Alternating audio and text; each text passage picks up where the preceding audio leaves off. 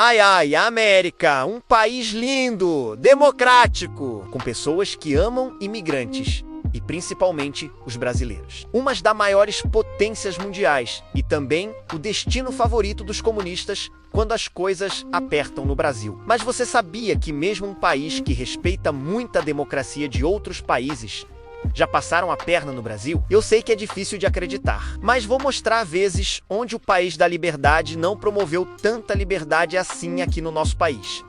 Começando pela Segunda Guerra Mundial. O bigodinho austríaco estava fazendo a festa na Europa, contudo o Brasil continuava neutro, pois o presidente da época, Getúlio Vargas, não queria se envolver depois de tempos enrolando os americanos. Os Estados Unidos ameaçou invadir o Nordeste. Vendo a pressão, Vargas decidiu entrar na guerra e deixar disponível bases americanas no Nordeste. Mas em troca, os Estados Unidos deveriam ajudar financeiramente o Brasil depois. Porém, a guerra acabou. Os Estados Unidos focaram em dar apoio financeiro aos países europeus para barrar o avanço do comunismo. E por fim, o Brasil não recebeu nenhum apoio e nem o chegou a ver a grana preta que lá foi prometida.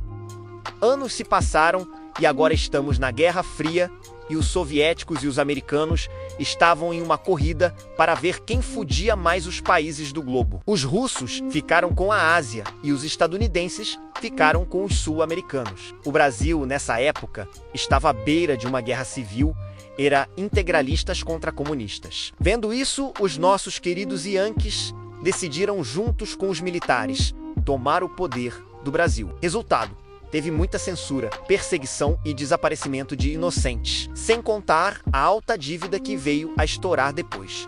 Uma curiosidade a se falada: os militares focaram mais em perseguir mais militantes de direita no Brasil do que de esquerda, pois viam neles como uma possível concorrência. Conclusão: os esquerdistas se organizaram e estão fortes até hoje. Os militares têm benefícios que nem eles sabem explicar porque têm.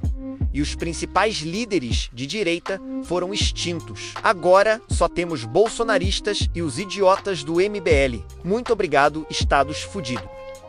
E falando em se meter onde não é chamado, vamos para o próximo tópico, que é sobre o meio ambiente. Acho que todos estamos cientes sobre o alto acúmulo de lixo, o desmatamento florestal nas Américas e África, a falta de água potável, poluição do ar e a abertura da camada de ozônio, dentre outras coisas. Isso vem sendo debatido não é de agora, mas desde o século passado. A Europa e Estados Unidos criaram a ODS, onde inclui metas para países seguirem e para serem cumpridas. E várias delas têm a ver com o meio ambiente. Mas algo que foi notado que essas metas não são cumpridas pelos países de primeiro mundo. E pior, os mesmos países que não atendem às metas são os que mais fazem pressão para países como o Brasil baterem as metas. Por exemplo, em 2008, os Estados Unidos bloquearam a entrada de etanol no país, como meio de proteger o meio ambiente, mas mesmo assim, eles também produziam etanol, mostrando que as sanções ambientais que eles aplicavam eram muito convenientes a eles.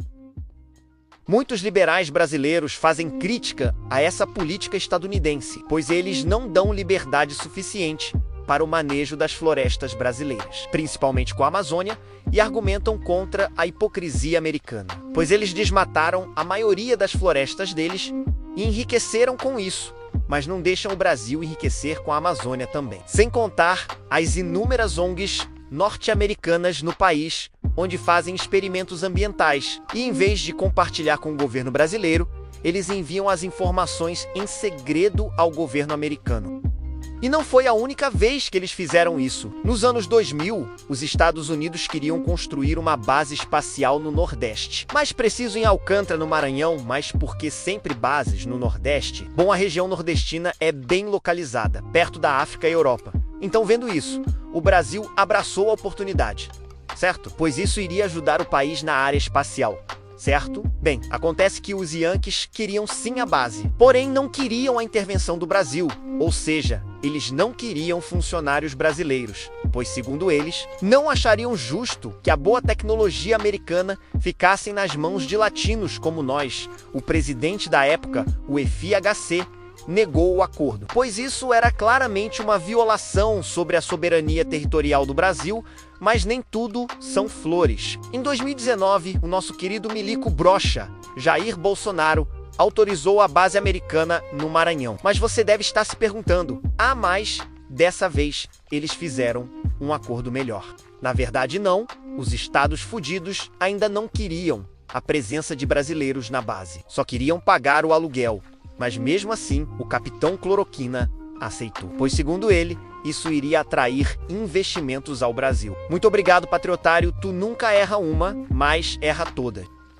Mas nenhum dos casos supera esse que vou falar, um caso revoltante, que vai fazer você nunca olhar os Estados Unidos da mesma maneira. Em 2006, um avião comercial da Gol estava voando na mesma direção que um jatinho pilotado por 2 americanos. Logo, os pilotos da Gol tentaram se comunicar. Porém, os pilotos americanos não levaram a sério e até zombaram do inglês dos brasileiros. No fim, o jatinho conseguiu desviar, mas não antes que o avião da Gol, fazendo o mesmo cair durante um voo. Vendo isso, o governo brasileiro deteu os 2 criminosos, mas os Estados Unidos interviu e disse que esse não era assunto do Brasil. Depois de longas investigações, foi constado que o erro foi dos americanos, e o governo brasileiro condenou a 4 anos de prisão.